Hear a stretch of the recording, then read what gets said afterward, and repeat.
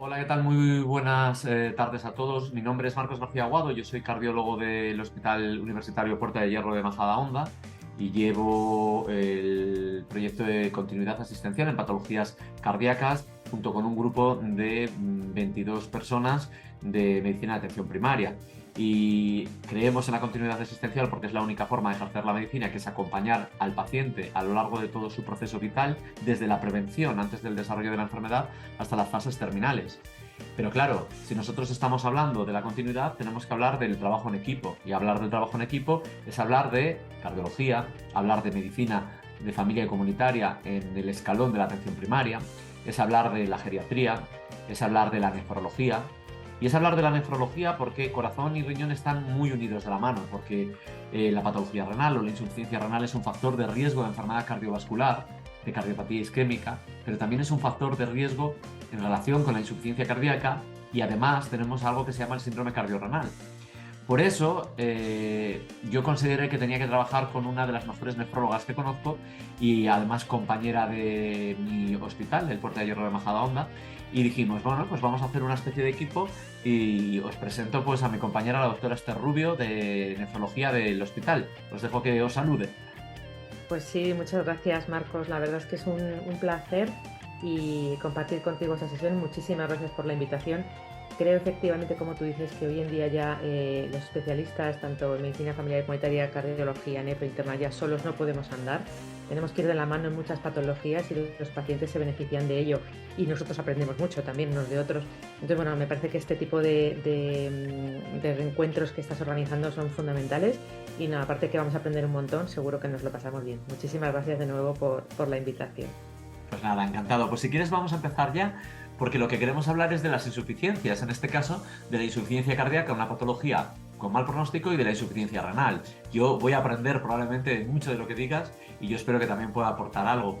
Entonces, sin más dilación, vamos allá, y lo primero es que quería contar a todo el mundo y a ti, a Esther, que sepas que nosotros tenemos una patología en cardio, que es la insuficiencia cardíaca, que es una patología que, aunque tiene una incidencia ajustada por edad que está disminuyendo, esto es como consecuencia de que ejercemos mejor la prevención. Hay menos enfermedad, afortunadamente, cardiovascular.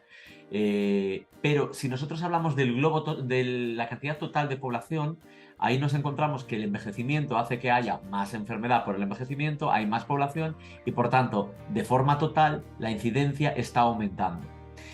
Pero es que además en la insuficiencia cardíaca tenemos una prevalencia muy significativa del 2%, pero esa prevalencia es incluso mayor, porque puede superar el 10% cuando ya hablamos de personas de más de 70 años. Por lo que la insuficiencia cardíaca aumenta con la edad, la población está envejeciendo, cada vez tenemos más insuficiencia cardíaca, y además es una patología que tiene muy mal pronóstico.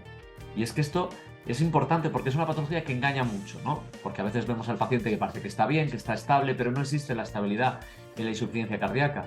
Porque una vez que tenemos esta enfermedad, se produce una serie de ejes activados, que es el eje renina-angiotensina-aldosterona, el eje adrenérgico, aumenta la hormona antidiurética.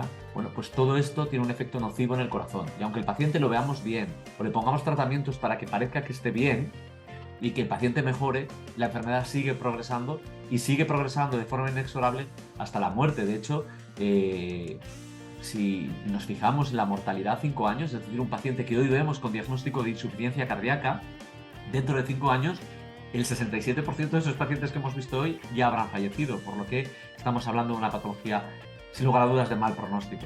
Y no solo es que tenga mal pronóstico, sino es que además deteriora la calidad de vida de los pacientes, porque provoca hospitalizaciones. Y en sí la hospitalización, Esther, también provoca acortamiento de la supervivencia del paciente, y aparte genera un aumento de consumo de recursos sanitarios.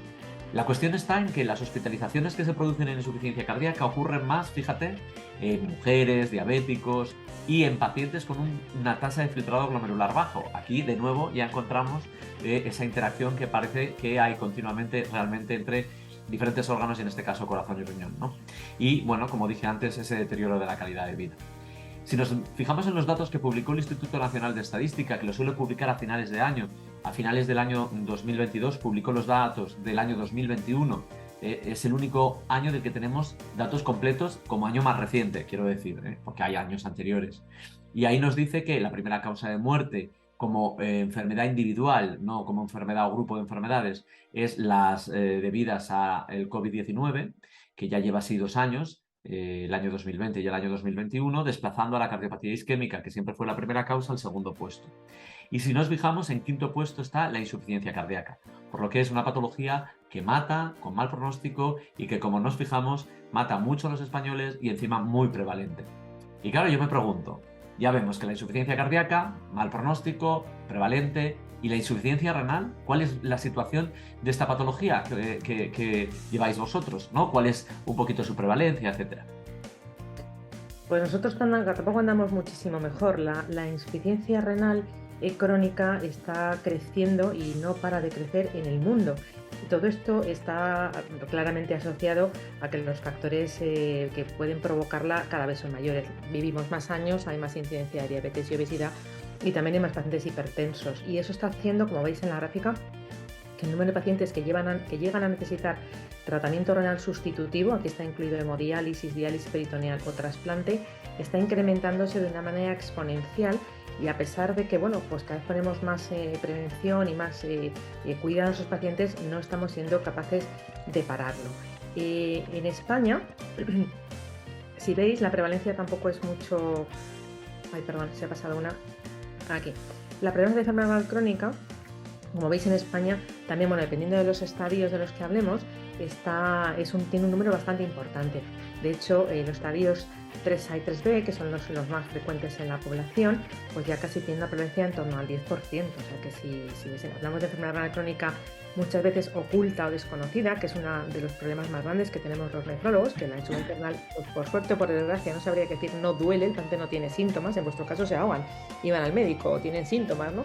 Los nuestros realmente no notan nada, la única manera de detección que veremos es analítica. Entonces tenemos una enfermedad renal oculta, cada vez estamos diagnosticando mejor, y si hacemos estudios como hicieron estos compañeros en la Sociedad Española de Nefrología, cogieron población general, analizaron la enfermedad renal, el grado de enfermedad crónica de la población, entre comillas, sana, y fijar los datos que encontraron. O sea, que pacientes que no notaban nada llegaban a tener una prevalencia bastante elevada, ¿no?, de enfermedad renal crónica.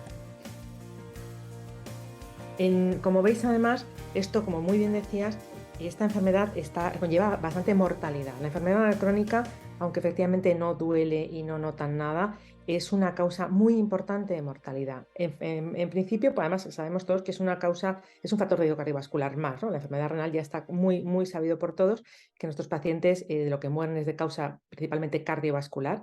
Y como veis, está aumentando bastante la mortalidad por esta causa. Incluso hay estudios que dicen que en el año 2100, no sé si nosotros esto lo veremos, podría llegar a ser la primera causa de muerte si no hacemos nada. O sea, que la enfermedad renal, ojo, que es una cosa que igual que la insuficiencia cardíaca mata, la enfermedad renal también.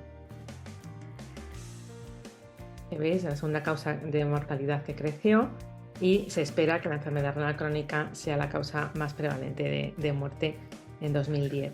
Y el problema más grande que tenemos es lo que os comentaba antes, que normalmente es una enfermedad que está infradiagnosticada. El paciente normalmente no va a la consulta con nada. De hecho, la forma más frecuente de diagnosticarlo es de forma casual, ¿no? En la atención primaria se hacen analíticas de rutina a los pacientes, incluso, bueno, sus revisiones anuales, y ahí es donde atención primaria, que vosotros sois nuestro primer filtro y por eso creo sois un pilar súper importante en esta enfermedad, sois los primeros que vais a encontrar esto, ¿no? Fijaros cómo en Estados Unidos solo un 10% de los pacientes que tienen enfermedad renal crónica están diagnosticados. O sea, que en insuficiencia cardíaca y en diabetes lo estamos haciendo cada vez mejor, pero en enfermedad renal crónica nos falta todavía mucho para avanzar, porque además sabemos que cuanto antes lo diagnostiquemos y antes pongamos remedio o antes tratemos al paciente de enfermedad renal crónica, su progresión hacia la enfermedad renal y hacia los eventos cardiovasculares va a ser muchísimo mejor, porque como ya vamos viendo tú y yo, esto va muy de la mano, y riñón y corazón, si se estropea uno, al final acaban fallando los dos, y la muerte cardiovascular es la que al final nos va a conllevar el problema de los pacientes también con enfermedad renal.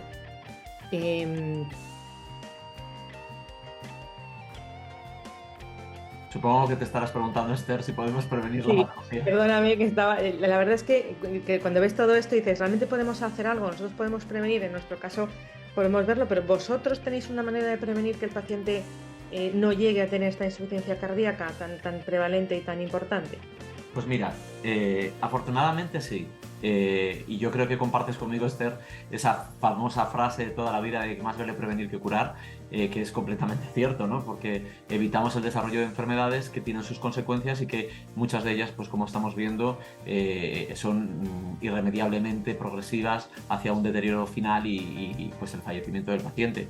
Entonces, vital además, aquí quiero volver a repetirlo, la atención primaria para conseguir llevar a cabo la prevención de, por lo menos, la insuficiencia cardíaca. Ya nos contarás tú, Esther, si se puede prevenir esa insuficiencia renal. La insuficiencia cardíaca, sí, mira, fíjate. Si nos fijamos en los últimos documentos, me interesan mucho las últimas guías de práctica clínica de insuficiencia cardíaca que presentaron los americanos en el año 2022, es decir, el año pasado, que clasifica a los pacientes según el riesgo de desarrollar insuficiencia cardíaca o si ya tienen insuficiencia cardíaca.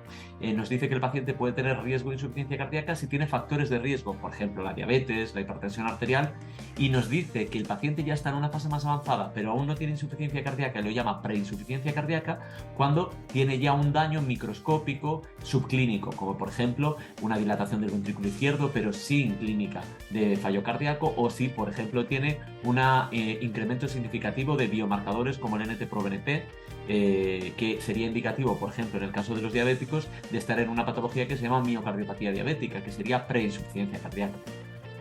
De hecho, esto lo que nos está diciendo este documento es la importancia de la prevención, ¿no? Porque nos dice que el estadio en riesgo, dice, es controla bien esos factores de riesgo para que no hagan un daño subclínico, y preinsuficiencia cardíaca es, ojo, que ya tienes daño subclínico, estás muy cerquita de que se produzca la insuficiencia cardíaca, pero todavía puedes llevar a cabo medidas de prevención para evitar el desarrollo de la IC. Porque una vez que se produzca la insuficiencia cardíaca, se activan los ejes, entramos en enfermedad crónica y ya es irreversible su evolución hasta el fallecimiento del paciente. Y bueno, ¿qué es lo que se dice que se puede hacer en el ámbito de la prevención? Como ya te comentaba, primero, saber que en riesgo de insuficiencia cardíaca, cuando todavía no hay un daño subclínico del corazón, lo que hay que saber es saber qué pacientes están en riesgo de poder desarrollar ese daño. Y suelen ser los pacientes que tienen los factores de riesgo tradicionales que todos conocemos, el hipertenso, el diabético, y los que tienen niveles de colesterol, por supuesto, también altos, pero también se incluyen ahí aquellos pacientes que están expuestos a determinados fármacos para tratamientos de patologías oncológicas que son cardiotóxicos. Y también se incluye ahí a pacientes que pueden tener una historia familiar de cardiopatías familiares, que son aquellas que pueden afectar al corazón, o que son portadores de una variante genética, pero que todavía no han expresado fenotípicamente nada, es decir, solo tienen el genotipo, pero de una variante que sí puede producir después una alteración estructural del corazón. Esos son los pacientes que consideraríamos fundamentalmente en riesgo de insuficiencia cardíaca. Y luego están los pacientes que ya consideramos pre-IC, que entre otros, aparte de aquellos que tienen una dilatación del ventrículo o una gran hipertrofia con dificultad de compliance, de distensibilidad del ventrículo, pero que todavía, insisto, no tienen ni signos ni síntomas, aquellos pacientes que vemos que van aumentando las presiones intracardíacas, están los que tienen elevación de los biomarcadores. Insisto mucho en esto porque dentro de los biomarcadores tenemos esos péptidos natriuréticos que deberían estar ya en todos los centros de atención primaria porque son fundamentales, como vemos, simplemente para detectar, en el caso que voy a comentarte ahora del paciente diabético, si ya tiene una afectación subclínica y por tanto está cerquita del desarrollo de la insuficiencia cardíaca. Así lo recomiendan los documentos de las propias guías americanas de insuficiencia cardíaca o el documento de la ADA, que nos dice cómo manejar al paciente con diabetes y que nos recomienda que anualmente hagamos la determinación de esos biomarcadores y que hagamos la determinación de los péptidos natriuréticos. Y si los valores de los péptidos natriuréticos están por encima de un valor determinado de corte, esos pacientes serían candidatos no solo a intensificar el control de todos los factores de riesgo, sino a iniciar tratamientos que, aparte de los IECASARA2, debería incluir ya los inhibidores SGLT2. ¿Y con esto qué es lo que conseguimos? Retrasar o incluso impedir el desarrollo de la insuficiencia cardíaca, es decir, estamos haciendo prevención.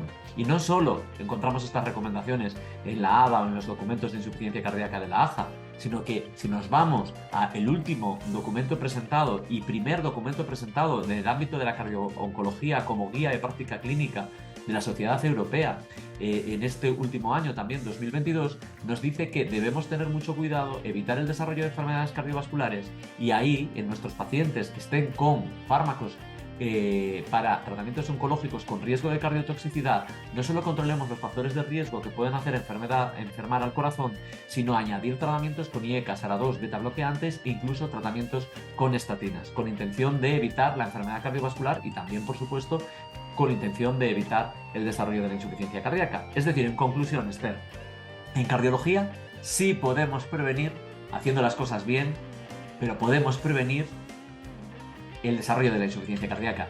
Y no solo tratando factores de riesgo, sino identificando el daño subclínico, por lo menos en algunas patologías, como te he comentado, como es en el caso de la diabetes, ¿no? Donde se recomienda ver si hay un daño subclínico con biomarcadores y con la aparición, afortunadamente, del papel de los inhibidores SGLT2, que nos está permitiendo evitar el desarrollo de insuficiencia cardíaca en este tipo de pacientes, insisto, diabéticos, El ISGLT2 solo se indica en el paciente diabético que tiene un aumento de los biomarcadores, sabemos que tiene daño subclínico y ahí podríamos utilizar, según la evidencia actual, en prevención primaria, la EMPA, la DAPA y la canagliflozina. Y yo pregunto, Esther, ¿los nefrólogos tenéis también la capacidad de prevenir el desarrollo de la insuficiencia renal o no tenéis esa capacidad de hacerlo? Pues la verdad es que por suerte sí. Por suerte nosotros también hemos avanzado en la prevención de esta enfermedad y, como sabéis, bueno, he comentado antes los factores de riesgo más importantes. Lógicamente lo primero es detectar al paciente en riesgo, ¿no? Yo creo que lo que hablábamos antes, cuanto más tempranamente detectes al paciente en riesgo, mejor vamos a poder prevenir algo antes de que aparezca, ¿no? O sea, primero, paciente en riesgo. Ahí tenéis las características como os he hablado antes. Pacientes de riesgo mayores, hipertensos, diabéticos. ¿Y cómo lo hacemos? ¿Cómo podemos detectar precozmente la enfermedad? Que primero hay que saber que no la puede desarrollar, ¿no? O si ya tiene algo, evitar la progresión, que es una de las cosas más importantes que nosotros podemos hacer. Hay pacientes que tienen enfermedad renal crónica atribuida a la edad o que ya vienen con ella y su hipertensión y es una enfermedad renal crónica leve y en nuestra mano está prevenir, y ahí sí que tenemos mucho trabajo que hacer, que esta enfermedad se lleve al paciente a diálisis o que acabe conllevando una enfermedad renal crónica mucho más avanzada. Es muy sencillo, yo siempre lo digo en las charlas que la gente a veces se ríe, pero somos muy cuadriculados los nefrólogos, muy sencillos y muy cuadriculados. 2 parámetros. Con 2 parámetros nos apañamos fenomenal. El filtrado glomerular, como todos sabéis, la tasa de filtrado glomerular es un valor estimado que sale a partir de la creatinina del paciente, la edad y el sexo, y con eso nos da una estimación de la filtración del riñón, ¿no? Y es lo que tenéis arriba, funcional, muy fácil.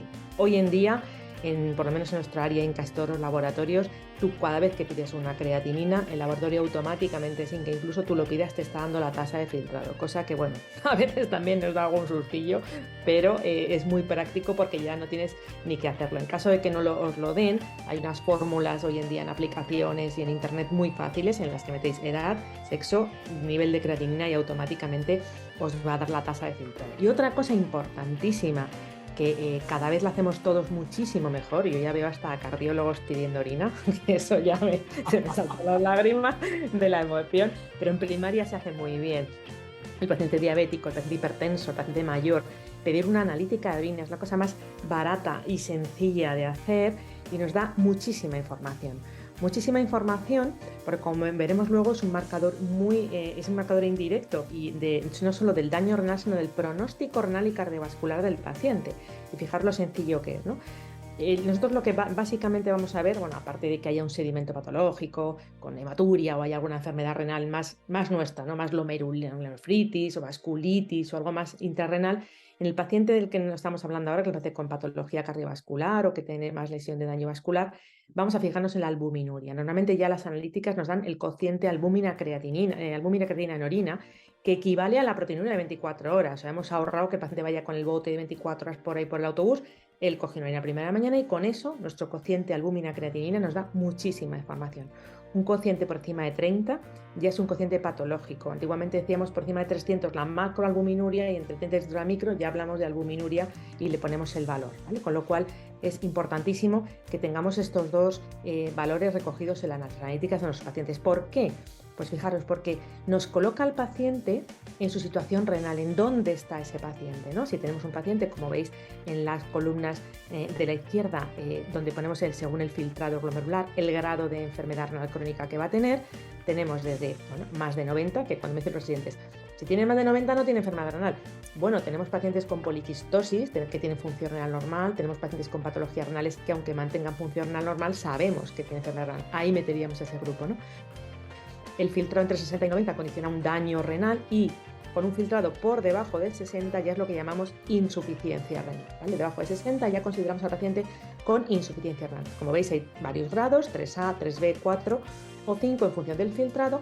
Los pacientes en G5 con un grado 5, que es un filtrado menos de 15, es lo que antes llamábamos la prediálisis, que ahora llamamos enfermedad renal crónica avanzada, porque bueno, para quitar un poco el susto de la palabra diálisis, pero ellos son pacientes con un filtrado con enfermedad renal crónica avanzada. Y si en las otras columnas veis que hemos cruzado con los niveles de albuminuria, cociente albumina-creatinina, el normal, menos de 30, un aumento moderado, que era lo que antes era la micro, entre 30 y 300, o una macroalbuminuria o ya albumina por encima de 300, colocamos al paciente en su cuadradito de color.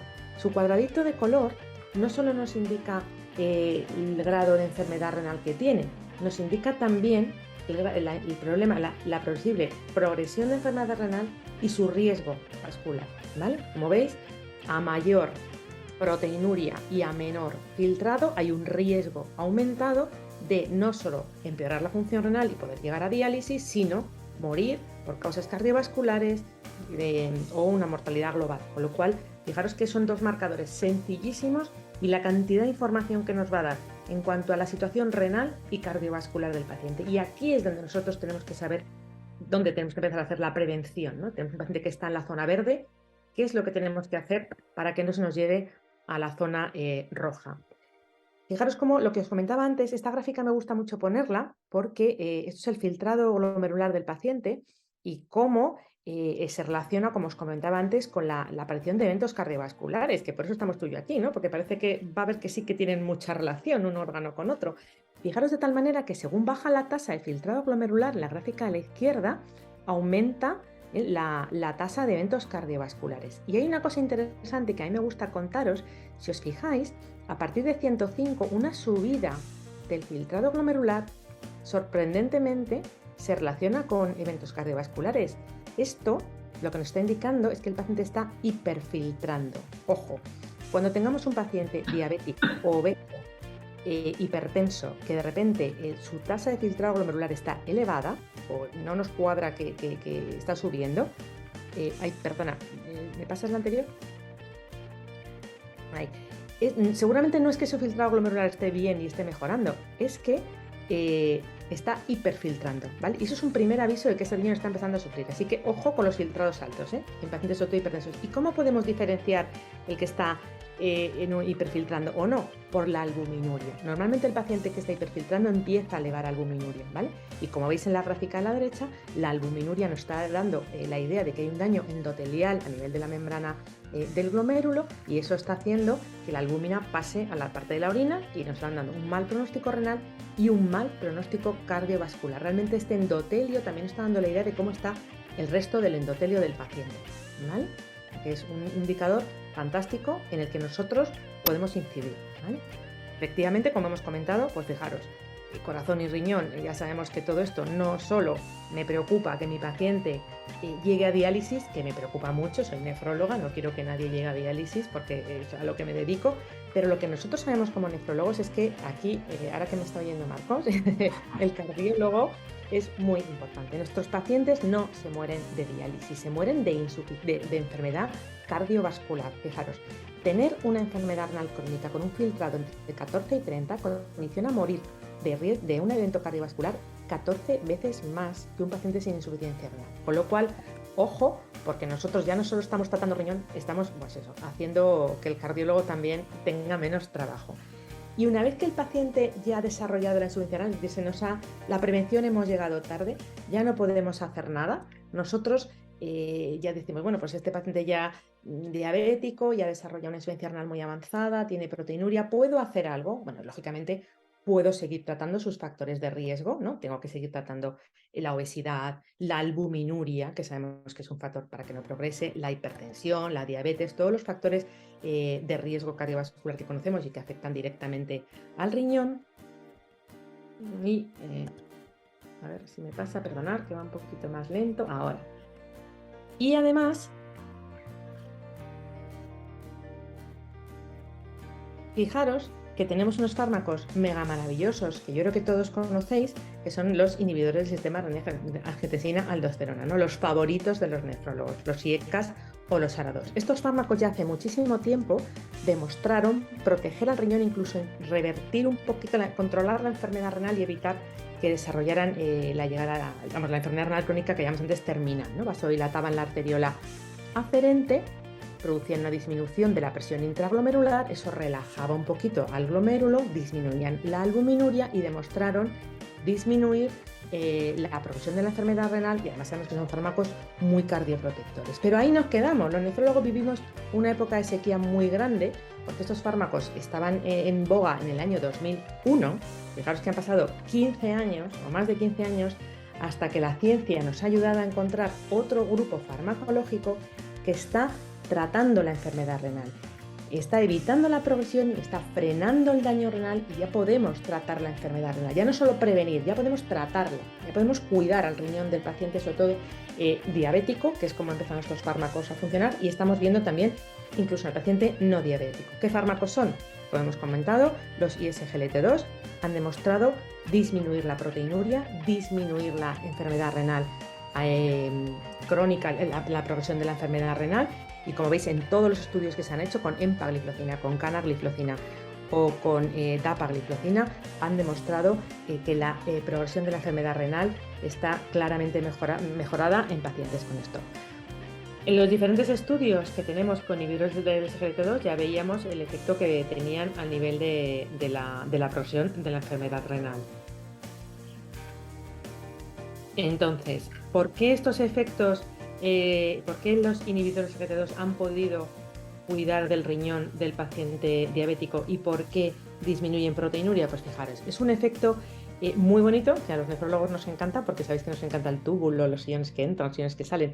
Además, gracias a estos fármacos nos ha hecho retomar, ¿no?, la fisiopatología, la fisiología básica del riñón, que hay mucha gente ahora que habla del túbulo, cosa que yo estaba ahorita. Pero bueno, básicamente lo que os quiero contar es, fijaros, en la figura A tenemos un paciente normal, paciente sin diabetes y sin ningún problema, ¿no? Entonces tenemos la arteriola aferente, entra la sangre al glomérulo, está la filtración glomerular y en el túbulo contorneado proximal hay un transportador, un cotransportador, que es el SGLT2, que lo que hace es coger el sodio y la glucosa y pasarla del túbulo y devolverla a la sangre. Él se encarga de regular el sodio y la glucosa que necesitamos reabsorber, volver a la sangre, ¿vale? Y es la regulación normal de un individuo sano. ¿Qué ocurre en el paciente con diabetes tipo 2? Lo tenéis en la dibujito B. Sabemos que el paciente con diabetes tiene un cierto grado de hiperfiltración glomerular y además pasa más glucosa a la parte del glomérulo, ¿vale? Hay una filtración de glucosa que llega al glomérulo y llega al túbulo contorneado proximal. Además, sabemos que los pacientes con diabetes tienen un aumento de estos cotransportadores. Este cotransportador está multiplicado en los pacientes con diabetes. ¿Qué ocurre? Llega la glucosa a este túbulo, llega en aumento y el riñón, ¿qué es lo que hace? Reabsorbe glucosa.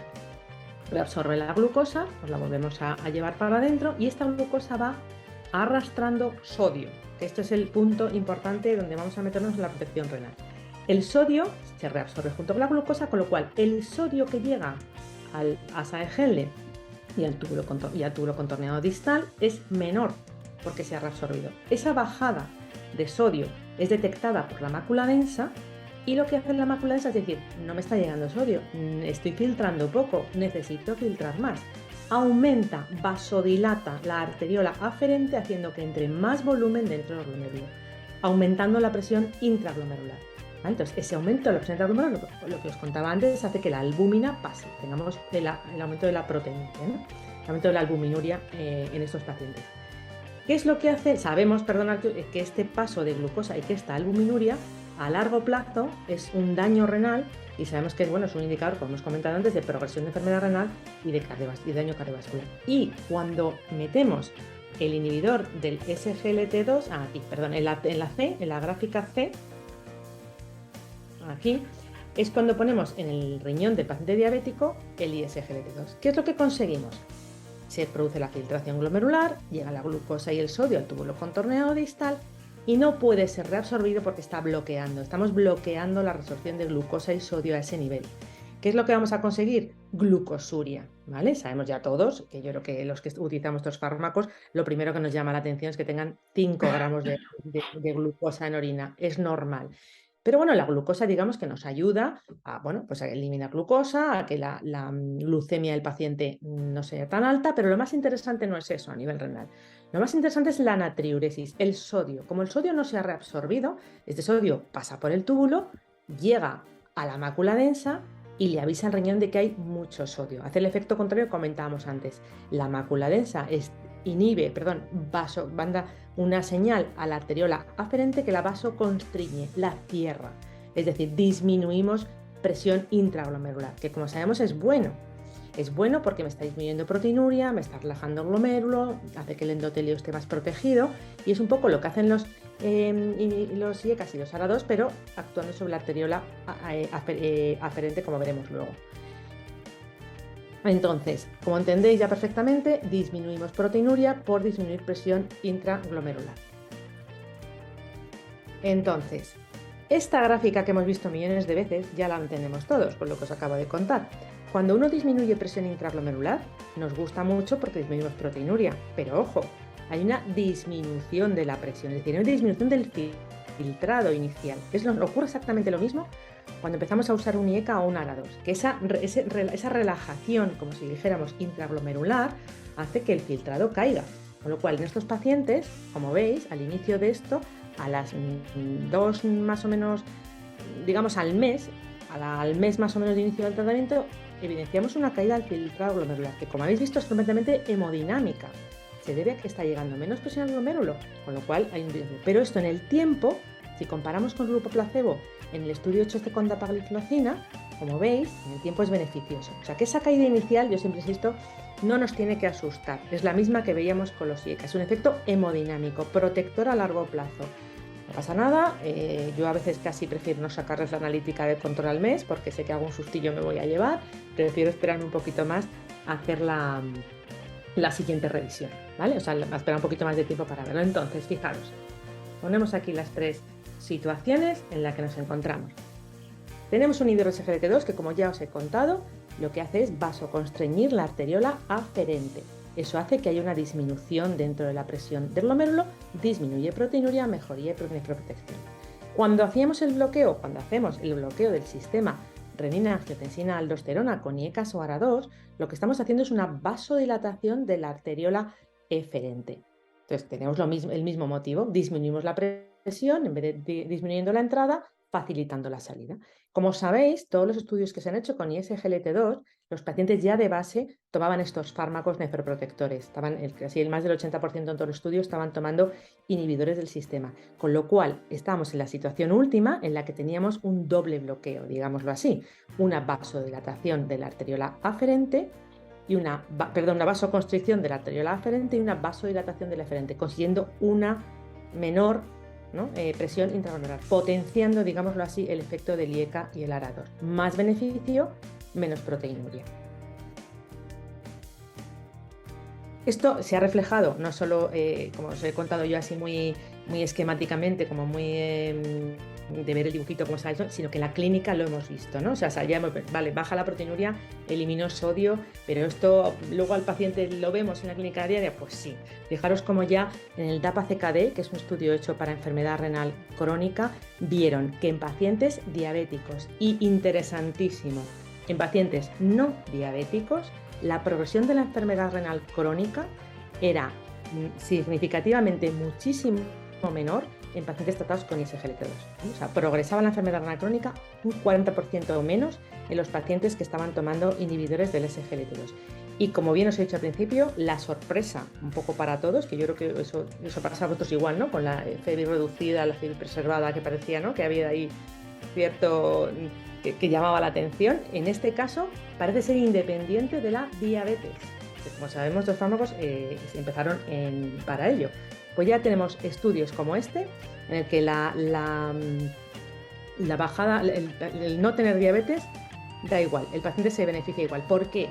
Porque un paciente que no es diabético al final no tiene proteinuria incluso, o no sabemos qué está pasando y el riñón se protege. Bueno, parece que estos fármacos Independientemente del efecto hemodinámico que os hemos dicho, que no nos cabe ninguna duda que son nefroprotectores, además parece que el paso, fijaros, en el dibujito abajo se ve muy claro, el paso de glucosa por la célula tubular para su reabsorción, que va acompañado de sodio, hace que haya un incremento en el consumo de oxígeno. Parece que hay un incremento del estrés oxidativo. Independientemente del paciente sea diabético o no, este paso se hace y vemos en pacientes que toman estos fármacos no diabéticos que hay, como no hay un paso desde la glucosa y sodio hacia el intersticio, se evita el consumo de oxígeno, se reduce el consumo de oxígeno y parece que mejora el estrés oxidativo. De momento son estudios animales, son estudios en investigación, pero parece que efectivamente protegen al intersticio de ese paso de lo que la glucosa metabólicamente le supone al riñón, ¿vale? Entonces, bueno, tendremos adelante seguramente más estudios y tal.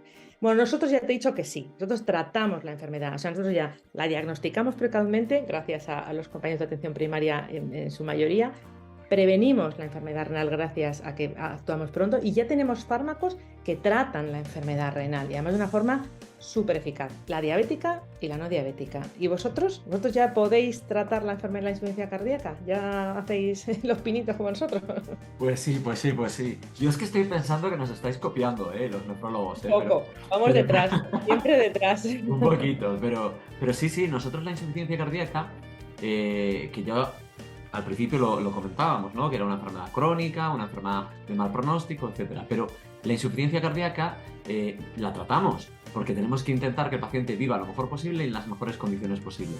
Y nosotros la forma que tenemos de tratar la insuficiencia cardíaca es determinando, ya que es una enfermedad crónica, qué tipo de insuficiencia cardíaca y la clasificamos según la fracción de eyección del ventrículo izquierdo, es decir, esa potencia en cada una de las sístoles que tiene el ventrículo, ¿no? Y así nosotros decimos que aquellos pacientes que tienen una fracción de eyección que estimamos fundamentalmente por la eco, que es lo más accesible, que es inferior al 40%, es insuficiencia cardíaca con fracción de eyección reducida. Entre el 41 y el 49% la llamamos ahora ligeramente reducida. Insisto, digo ahora porque antes se llamaba en rango intermedio, ahora ya no. Y se llama ligeramente reducida y se utiliza la misma palabra reducida porque es probablemente la fase previa a la reducida. Y porque se ha visto también que la evidencia científica demuestra que el tratamiento de la reducida y el de la ligeramente reducida es el mismo. Aunque es cierto que la evidencia científica para la ligeramente reducida se basa en subanálisis y por tanto tiene menos contundencia, pero no hay evidencia contraria, por lo que todo indica que se debe tratar de una forma similar. Y luego ya tenemos la insuficiencia cardíaca preservada, que es distinta. Ahí la fuerza del corazón está bien, pero ojo, está bien, pero tenemos un problema de distensibilidad. El ventrículo se distiende mal y se llena mal. Entonces, al final, si tengo una fracción de eyección reducida, vacía mal, eyecta mal, acumula presión, se va a nivel del pulmón. Y si tengo el ventrículo con problema de distensibilidad, se llena mal, por lo que se va a llenar menos, vaciará menos porque hay menos cantidad que vaciar, no porque no tenga fuerza, pero también como le cuesta llenarse, van a aumentar también las presiones de forma retrógrada y va a producir clínica de insuficiencia cardíaca.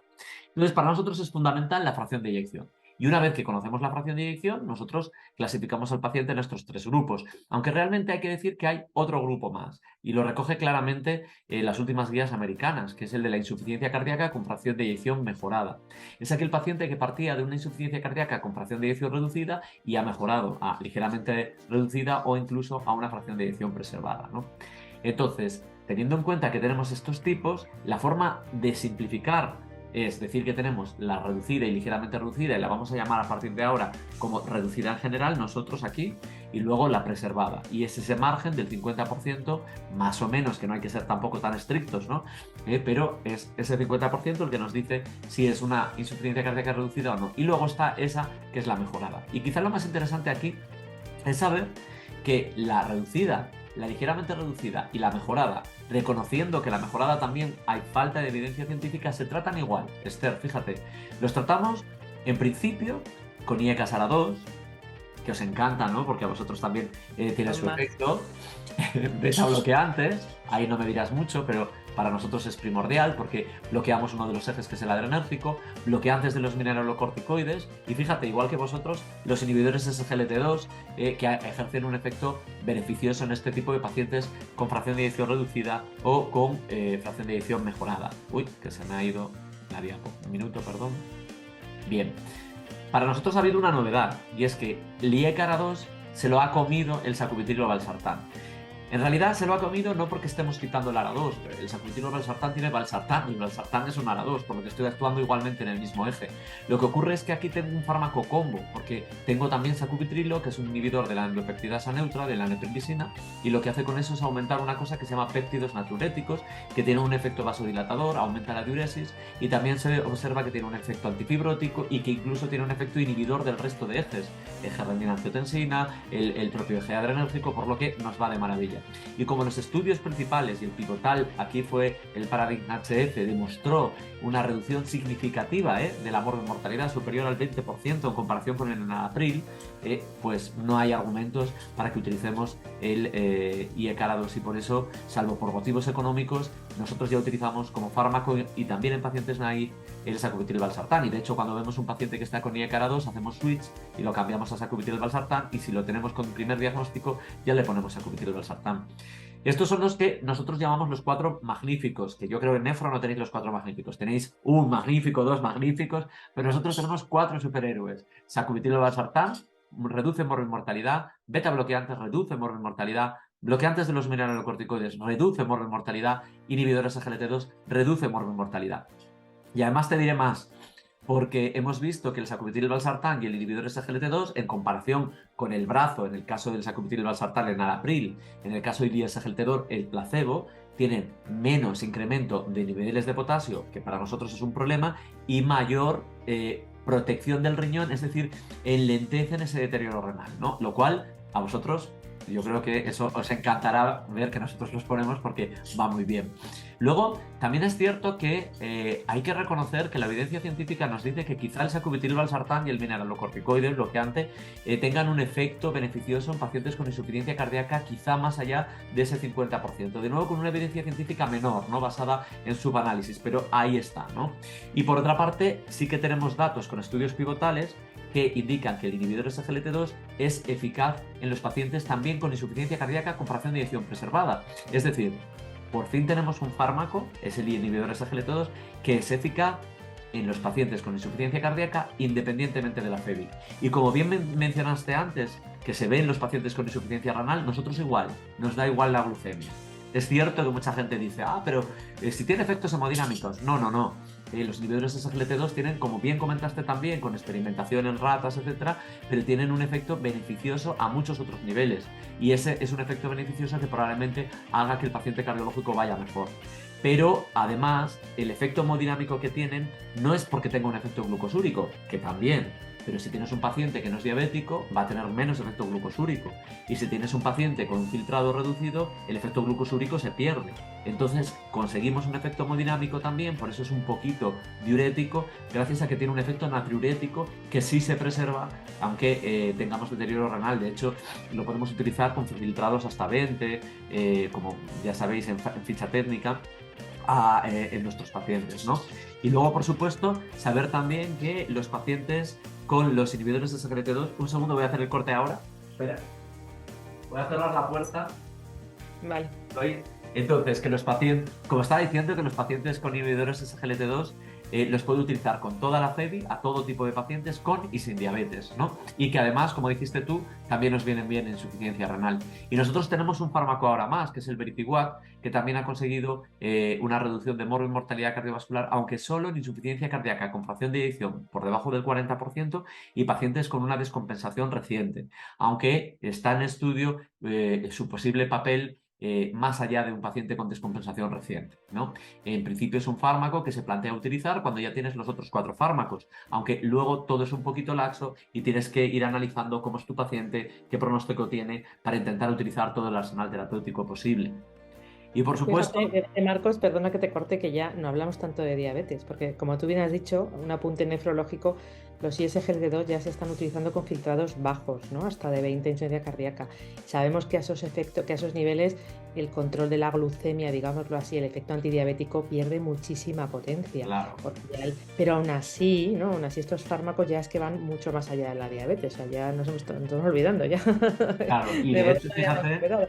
Porque es ya no cierto que, buscamos el control de la diabetes, buscamos claro, el efecto beneficioso cardiovascular que estos pacientes y renal que está teniendo. claro, porque de hecho esto fue yo creo que una de las cosas que generó al principio problemas en el momento de indicarlo, porque cuando nosotros tuvimos los estudios que demostraban que con o sin diabetes servía para insuficiencia cardíaca primero reducida y luego ya preservada, tanto para la EMPA como para la DAPA, que eso sí que quiero matizarlo. Solo la EMPA y la DAPA han demostrado Eso es. efecto aquí en este tipo de pacientes. Yo creo que lo mismo en insuficiencia renal, no digo en prevención, digo ya en terapia, en los pacientes que tienen el deterioro, la insuficiencia.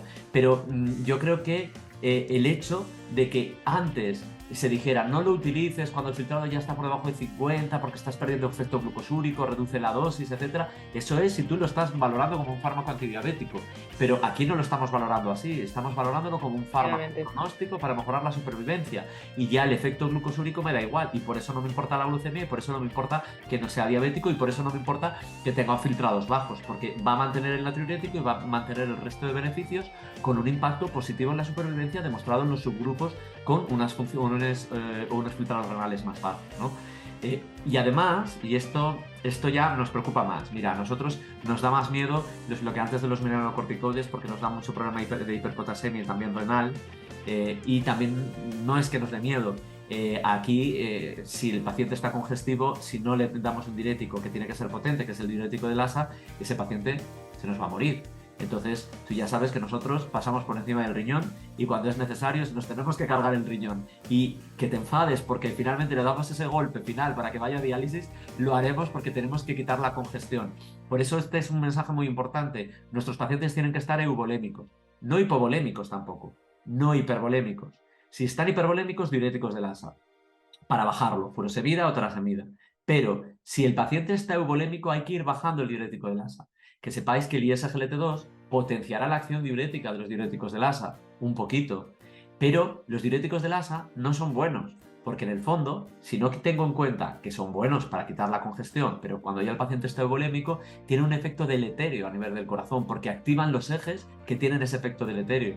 El ISGLT2 es un diurético suave, pero no tiene efecto deleterio, no aumenta los ejes. Por eso probablemente también es muy beneficioso teniendo ese efecto hemodinámico diurético.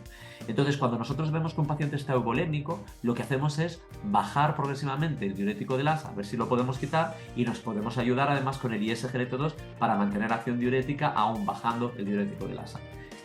Y bueno, dicho esto...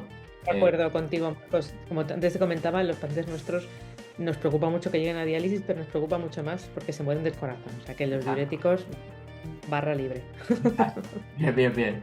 Y luego el otro tema es cómo iniciar la terapia. Nosotros ahora mismo la tendencia cambió. Antes era un sistema en escalones. Eso ya, olvidarnos. Igual que debemos olvidarnos. Y SGLT2 no lo puedo utilizar si el filtrado está bajo. Eso ya, olvidarlo. Si es diabético, también en no diabéticos. También debemos olvidarnos que en un paciente con insuficiencia cardíaca debo empezar con IECARA2. No, ya directamente sacubitril valsartán. Vale, pero ¿debo empezar con sacubitril valsartán y beta bloqueante? No, debo intentar poner todos los fármacos que pueda desde el principio e intentar titularlo rápidamente, con periodos de 2 semanas para duplicidad de dosis, para conseguir lo más rápidamente posible alcanzar las dosis objetivo para que mi paciente mejore su pronóstico. Es verdad que nos falta evidencia en esto, pero eso es la tendencia que se hace ahora. Y lo que nos dicen las guías que aparecen en esta diapositiva, y en esto coinciden europeas y americanas. El primer paso es que tengamos los 4 fármacos pronósticos. Y lo mejor es pronto. Y sin lugar a dudas, yo creo que para mí lo que suelo hacer es ver si el paciente es más robusto, cómo lo puedo manejar, e intento pues, utilizar el sacubitril valsartán combinado con el beta y combinado con el ISGLT2 y con el bloqueante de mineralocorticoides. Pero si el paciente es más delicado, tengo más deterioro renal, las tensiones son más justas, tengo más problemas con el potasio, el que suelo dejar un poco para después es el bloqueante de mineralocorticoide porque me impide las cosas y porque muy probablemente, y eso se demostró en estudios, si tú utilizas inhibidores de GLT2 vas a facilitar la titulación con otros fármacos porque vas a controlar, igual que usando sacubitril valsartán, vas a controlar un poquito mejor tu riñón y vas a controlar un poquito mejor el potasio, por lo que será más fácil que luego puedas titular correctamente con el bloqueante de mineralocorticoides. Y bueno, que la insuficiencia cardíaca no solo son los fármacos pronósticos, Y evidentemente aquí, como hablamos del manejo ambulatorio, no vamos a hablar de la terapia de resincronización o otro tipo de terapias como el desfibrilador o los dispositivos de asistencia, etc. Y tampoco voy a mencionar, aunque existe la ivabradina, que es un fármaco que podemos utilizar para mejorar al paciente, reduciendo hospitalizaciones en los pacientes con insuficiencia cardíaca, fracción de eyección reducida, en combinación con beta-bloqueante. Pero no voy a hablar, y en pacientes, por supuesto, eso sí que tienen que estar en ritmo sinusal y frecuencias más de 70. No voy a hablar solo de eso, sino que vamos a hablar también de lo de siempre. Nuestros pacientes con IC hay que educarles muy bien. Tienen que saber que hay cosas que no pueden tomar, esos antiinflamatorios que nos van fatal, hay fármacos antidiabéticos que no pueden tomar porque son perjudiciales. Tienen que aprender a cuidarse, a pesarse todos los días, a ver si cambia el peso y a manejar ellos mismos el diurético. Es decir, estamos enseñándolos a predecir la descompensación, porque descompensación de IC, hospitalización, se acorta la supervivencia. Entonces, eso hay que prevenirlo. Es cierto que se ensayan ya técnicas también para ver cómo van las presiones a nivel intracardíaco, pulmonar, etcétera, para poder anticiparnos a la congestión. Pero, desde el punto de vista práctico, el paciente debe aprender, debe ser educado, papel fundamental de nuevo del trabajo en equipo, papel fundamental de nuevo de la enfermería educadora, fundamental en el hospital, pero fundamental en los centros de atención primaria. Es muy importante tener en cuenta los niveles de hierro y potasio, porque nuestros pacientes con insuficiencia cardíaca hacen muchas veces ferropenia. Y aunque no tengan anemia, la ferropenia empeora el pronóstico. Y lo que sí sabemos es que si somos capaces de corregir la ferropenia, vamos a conseguir, al menos en insuficiencia cardíaca con fracción de eyección de menos del 50%, que el paciente tenga una mejoría de su calidad de vida y una reducción de las hospitalizaciones. Muy importante también, el hierro hay que medirlo, hay que medir el hierro, la ferritina, el índice de saturación, tener en cuenta que nosotros hablamos de déficit de hierro de una forma diferente a como se habla a veces. Para nosotros un déficit de hierro es un índice de saturación por debajo del 20% o un índice de saturación por encima del 20% si hay una ferritina por debajo del 100. Esos pacientes deberían tener hierro carboximaltosa. No se puede dar hierro oral porque el paciente con insuficiencia cardíaca tiene edema intestinal y no absorbe el hierro oral. Por eso solo podemos mejorarlo con hierro carboximaltosa. Y por supuesto tener en cuenta el potasio y que nunca el nivel elevado de potasio nos impida titular los fármacos pronósticos porque ya tenemos fármacos quelantes que nos permiten controlar esos niveles de potasio, ¿no?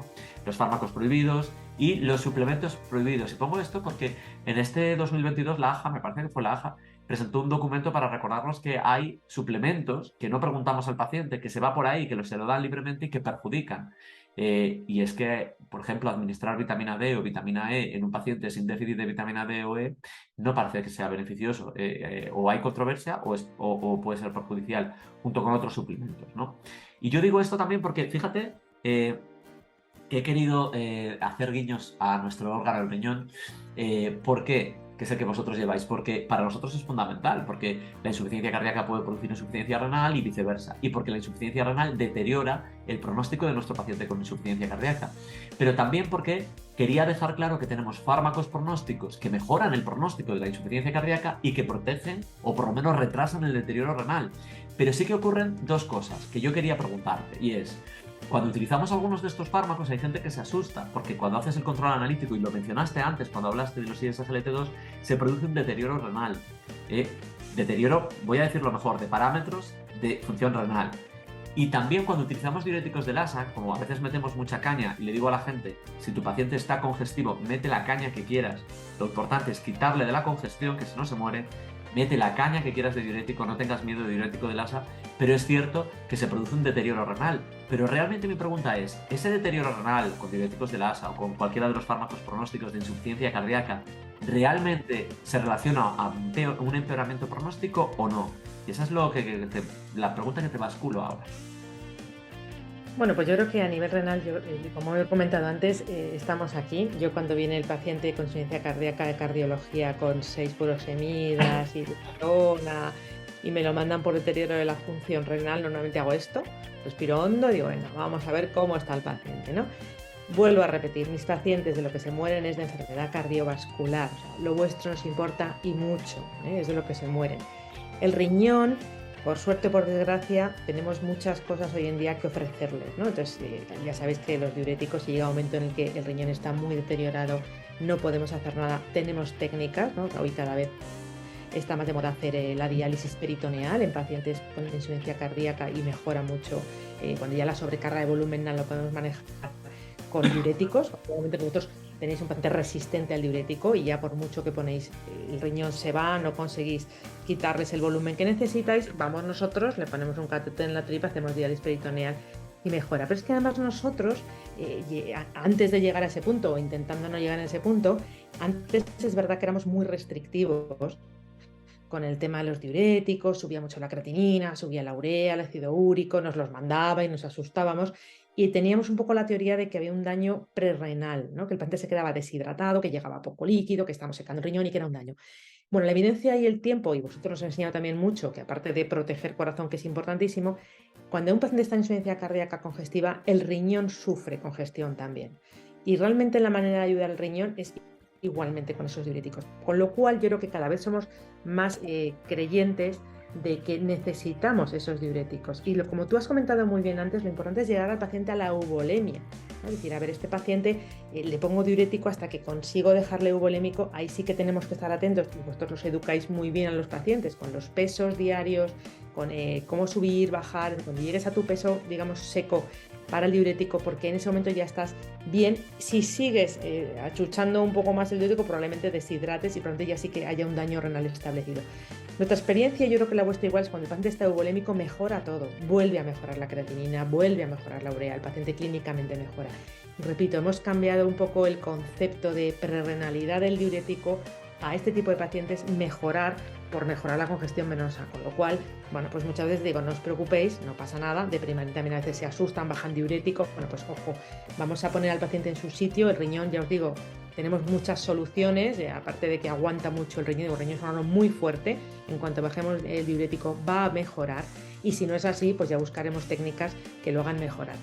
Y yo siempre pongo esto a mis estudiantes, bueno, yo siempre lo cuento a los estudiantes más jóvenes, que ya los antiguos describían en las primeras biopsias que cuando alguien tenía el corazón grande tenía el riñón pequeño, ¿no? O sea, que eso lo veían en las primeras autopsias, no entendían por qué, nosotros ya parece que sí que lo entendemos. Y es esta relación cardiorrenal, ¿no? Y los diferentes tipos de síndromes cardiorrenales que tenemos en función de si el daño inicial es el corazón o el riñón y si es agudo o crónico. Y bueno, pues con eso ya nosotros, sabéis, tenemos una unidad en el hospital de cardiorrenal que lo llevan dos compañeras estupendísimamente. Y bueno, aparte de esta relación cardiorrenal, sí.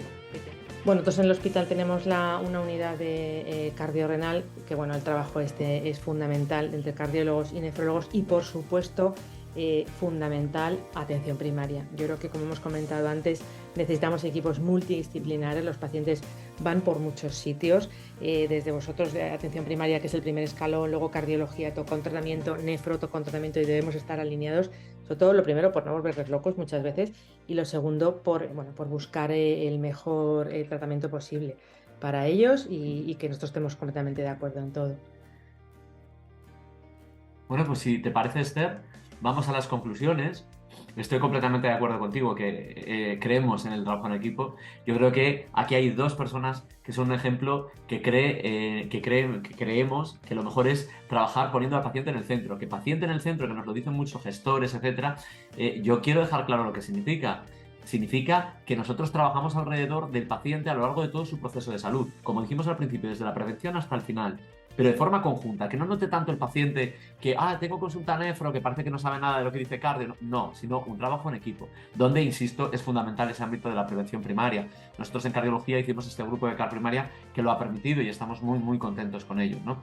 Luego, por otra parte, hablando de la insuficiencia cardíaca, ya para resumir, pues deciros que la tratamos teniendo en cuenta esa fracción de eyección y que lo simplificamos diciendo reducida por debajo del 50, misma terapia, entre 40 y 50 menos evidencia y del 50 para arriba preservada, con una terapia distinta, pero hay un fármaco común para toda la IC, que es el inhibidor SGLT2.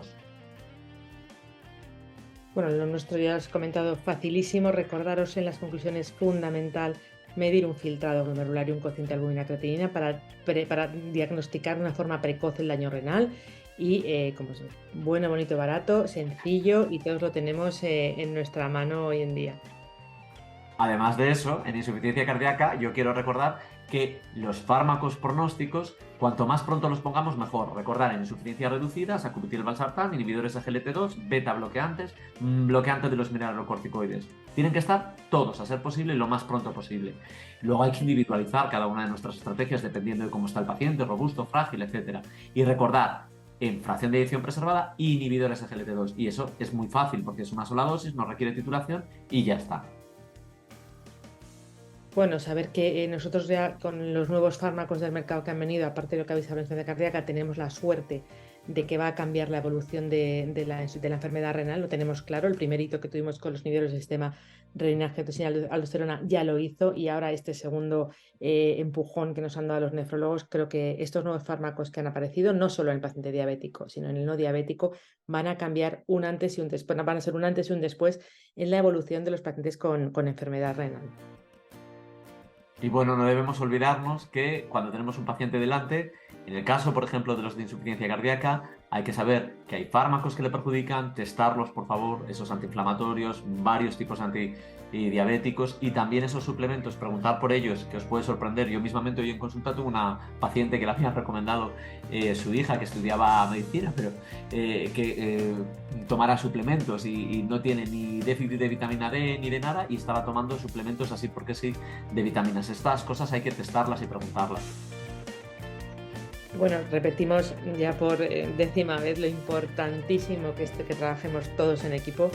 Yo creo que cada vez tenemos todos también más ganas, ¿no?, de aprender unos de otros, de la comunicación cada vez es más fácil. Tenemos, yo creo que tanto las e-consultas, este tipo de proyectos en común, y mucha gente que estamos con ganas e interesados en que estemos, como tú dices, poniendo al paciente en el centro, nosotros alrededor, de acuerdo todos, con unas guías clínicas que sigamos por igual, y que son pacientes de mucha dificultad, tanto con enfermedad renal crónica y con insuficiencia cardíaca. Es un paciente que requiere el apoyo de todos sus médicos.